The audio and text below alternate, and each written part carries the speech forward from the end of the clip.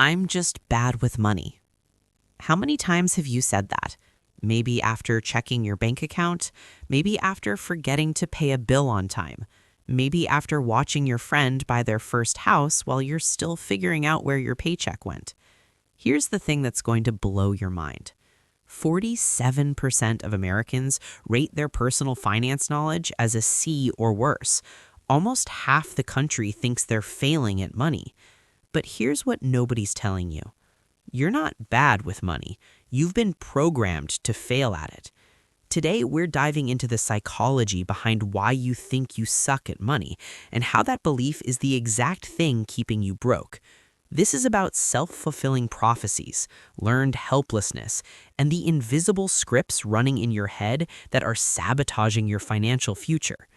By the end of this video, you're going to understand the real reason you struggle with money, and more importantly, you're going to learn how to rewrite your entire financial story. Let's get into it. The self-fulfilling prophecy. In 1948, a sociologist named Robert Merton discovered something terrifying. Our beliefs don't just reflect reality, they create reality. He called it the self-fulfilling prophecy. And it works like this. You have a false belief about yourself. That belief changes your behavior, and your changed behavior makes the false belief come true. Here's a real example that collapsed the banking system. During the Great Depression, people believed banks were going to fail. So what did they do? They all rushed to withdraw their money at the same time. And guess what happened?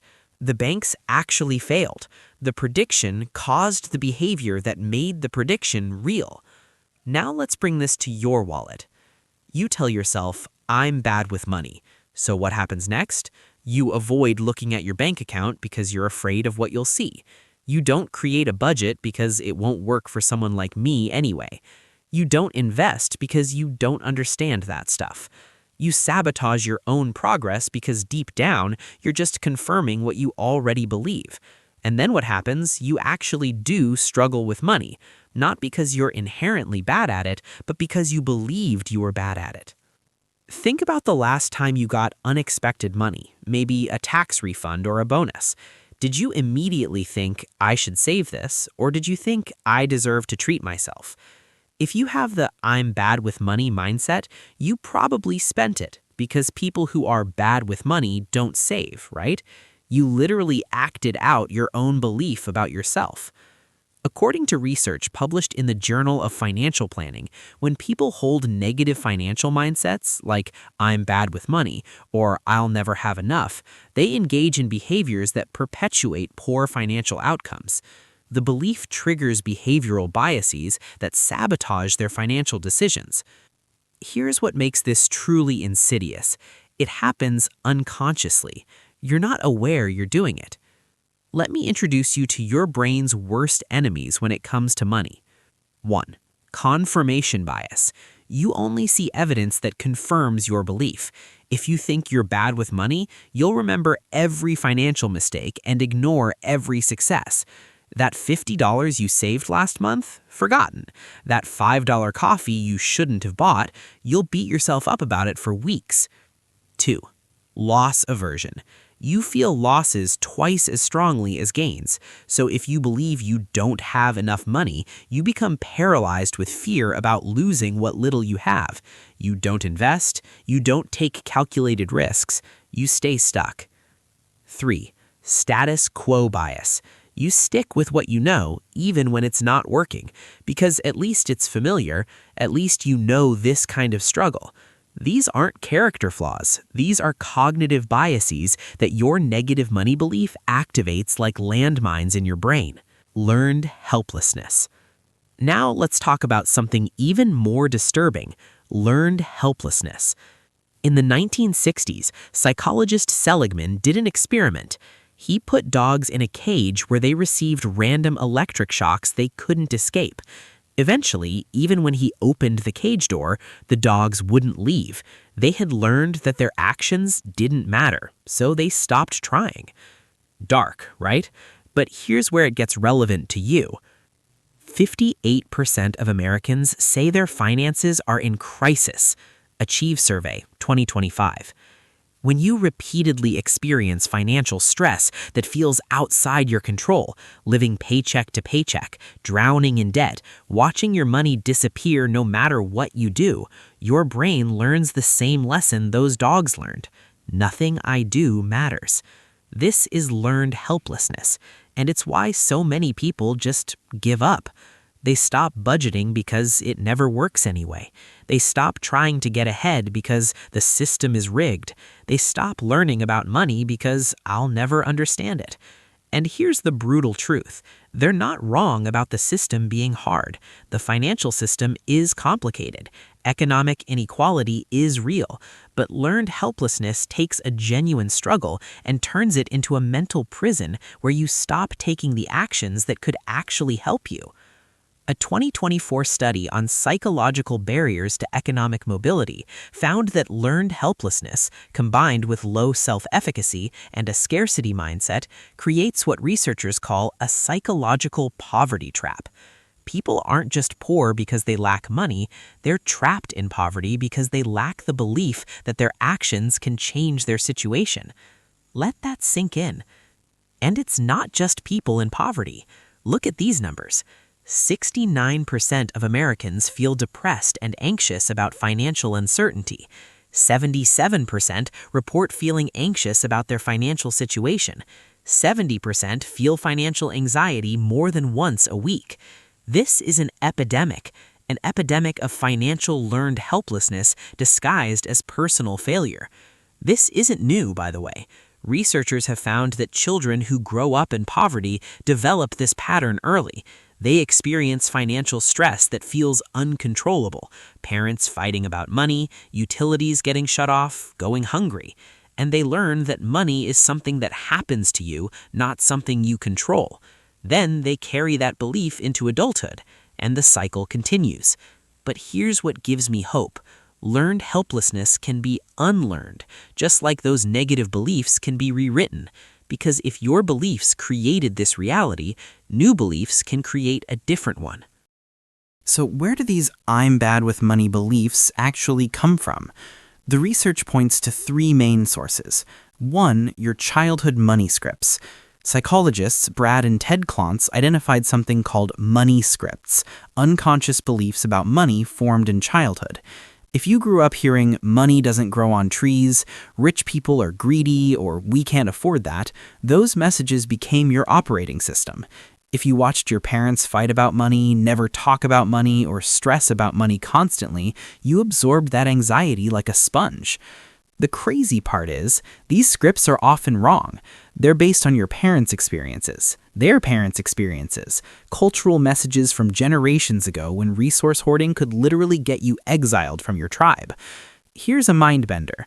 For thousands of years of human history, hoarding resources was bad. You shared everything with the tribe or you died. But now, in our modern world, you need to save for retirement, build an emergency fund, invest for the future. Your ancient brain is running software that's 10,000 years out of date. 2, the education system failed you. Want to know something infuriating? Only 32 states require personal finance education in schools. That means the majority of Americans graduated high school without learning how to create a budget, understand credit scores, invest in the stock market, plan for retirement, understand taxes. But they expect you to just figure it out. 3, society tells you it's your fault. Here's the biggest lie, that if you struggle with money, it's a personal moral failing. Social media shows you everyone's highlight reel, the houses, the cars, the vacations, while hiding their debt, their trust funds, their generational wealth. The financial industry makes billions keeping you confused with complex products, hidden fees, and jargon designed to make you feel stupid. And then society turns around and says, "Why aren't you better with money? What's wrong with you?" So you internalize it. There must be something wrong with me. I must be bad with money. But you're not. The system was designed to make you feel this way. Breaking the cycle. All right, enough doom and gloom. Let's talk about how to actually fix this. Because here's the beautiful thing about self-fulfilling prophecies. They work both ways. If negative beliefs create negative outcomes, then positive beliefs can create positive outcomes. The research backs this up. Studies on aging found that people with positive self-perceptions of aging lived 7.5 years longer than those with negative perceptions. 7.5 years, just from believing something different about themselves. The same principle applies to money. Step 1. Awareness. Catch your money scripts. Start noticing the automatic thoughts you have about money. When you look at your bank account, what's the first thing you think? When you consider investing, what story does your brain tell you? When someone asks about your financial goals, how do you respond? Write these down, literally, because you can't change what you can't see. Let's say you catch yourself thinking, "I'll never be able to afford a house." That's not a fact. That's a story, a prediction, a belief creating your future. Step 2, challenge the story. Ask yourself, is this actually true or is this a belief? Have I actually tried everything possible or have I been unconsciously sabotaging myself? What evidence do I have that contradicts this belief? Maybe you successfully saved $1,000 last year. That's evidence you can save.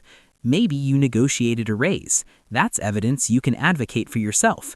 Maybe you paid off a credit card. That's evidence you can make progress. Important distinction.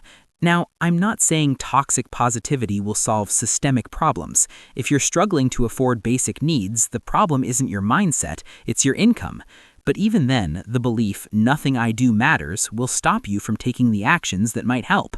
Asking for a raise, finding a better job, learning a new skill, applying for assistance programs.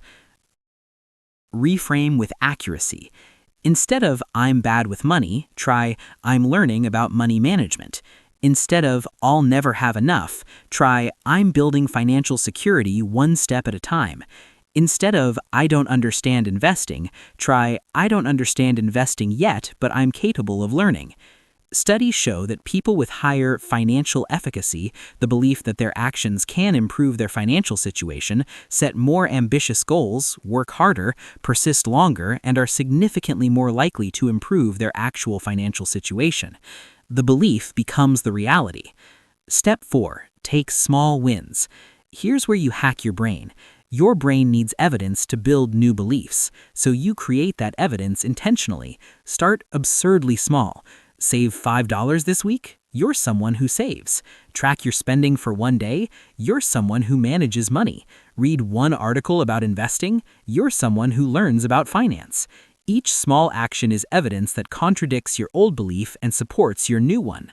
This is how you escape learned helplessness. You prove to yourself that your actions do matter. The cage door was open all along. You just had to believe you could walk through it. Step 5. Surround yourself with new stories. Remember the Rosenthal study? Teachers who believed certain students had intellectual growth potential treated them differently, and those students actually performed better. The expectation changed the outcome. You need people in your life who expect your financial success, not people who reinforce your negative money scripts. Join communities of people improving their finances. Follow financial educators who make learning accessible. Find an accountability partner who's also working on their money mindset. And look, this isn't about blaming yourself if you're struggling. 47% of Americans rate their financial knowledge as a C or worse. This is systemic, but within that broken system, you still have agency. You can still choose different beliefs that serve you better. Let me tell you what happens when you change your money belief. You start checking your bank account regularly, not with fear, but with curiosity. You create a budget, not as punishment, but as a tool. You start investing, even if it's just $10, because investors invest, and you're becoming an investor. You start asking for raises, negotiating prices, looking for deals, not from scarcity, but from strategy. You stop avoiding money conversations. You start learning. You start trying. And here's the magic. The trying itself creates the evidence that rewrites the belief. You're not waiting until you're good with money to start acting like someone who's good with money. You're acting like someone who's good with money, which makes you good with money. Think about it. Someone who believes they're healthy makes different daily choices than someone who believes they're unhealthy. They take the stairs, they drink water, they go to the gym. Not because they already are healthy, but because the belief drives the behavior which creates the outcome. Same with money. Remember, 47% of Americans think they're failing at money. 58% say their finances are in crisis. 77% report financial anxiety. You're not alone in struggling, but you can be among those who break the cycle. Your financial future isn't determined by your past. It's determined by what you believe about yourself right now and the actions you take because of those beliefs. So here's what I want you to take away from this. You are not bad with money. You've been operating with broken beliefs created by your childhood, a failed education system, and a society that profits from your confusion. But self-fulfilling prophecies work both ways. The moment you change the story you tell yourself about money, you change your behavior. And when you change your behavior, you change your outcomes.